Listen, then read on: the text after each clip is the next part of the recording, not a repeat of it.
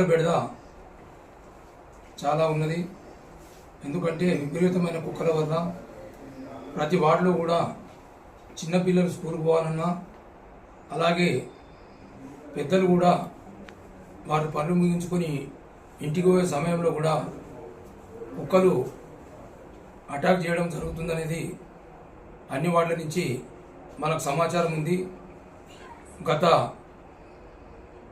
కొన్ని రోజులుగా రాష్ట్ర వ్యాప్తంగా కూడా అమానుషమైన సంఘటనలు కుక్కల అటాక్ ద్వారా చిన్నపిల్లలు కూడా చనిపోవడం జరిగింది.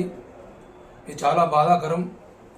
అందుకే మన గజ్వేల్ మున్సిపాలిటీ పాలకవర్గం ఈ కుక్కల సమస్యను ఏ విధంగా కంట్రోల్ చేయాలనేది ఆలోచన చేసి ఈరోజు మన రాష్ట్ర ప్రభుత్వం 315 జీవోను కూడా తీయడం జరిగింది.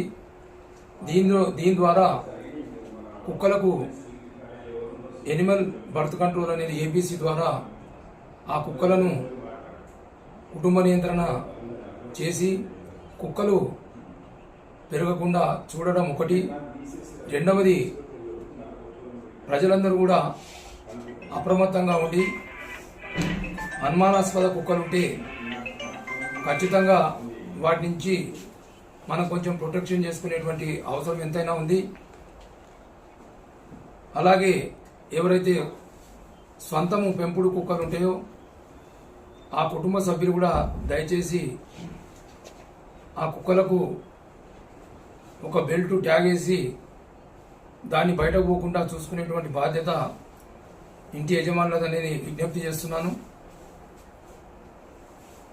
ఈ కుక్కలను మన పట్టణం నుండి కుక్కలకు ఈ యొక్క బ్లూ క్రాస్ సంస్థను మేము కాంటాక్ట్ చేసి వెంటనే వాటిని స్టెరిలైజేషన్ చేసే విధంగా దాన్ని మేము చర్యలు తీసుకుంటున్నాం.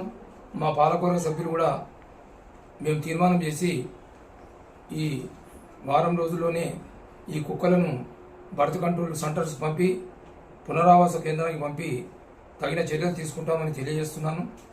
అందుకే ప్రజలు కూడా దయచేసి అప్రమత్తంగా ఉండి వీధి కుక్కల ద్వారా చిన్నపిల్లలను సంరక్షించుకోవాలని కోరుకుంటూ, ఎందుకంటే వీధిలో చిన్నపిల్లలు ఆడుకున్నప్పుడు అక్కడ కుక్కలు అటాక్ చేసేటువంటి అవకాశం ఎక్కువ ఉంటుంది. ప్రజలకు విజ్ఞప్తి, దయచేసి మీరు కూడా సహకరించినట్టుంటే ఈ కుక్కల బెడద మనం నివారించగలుగుతామనేది మీ ద్వారా తెలియజేస్తూ, అలాగే ప్రస్తుతము వర్షాకాలము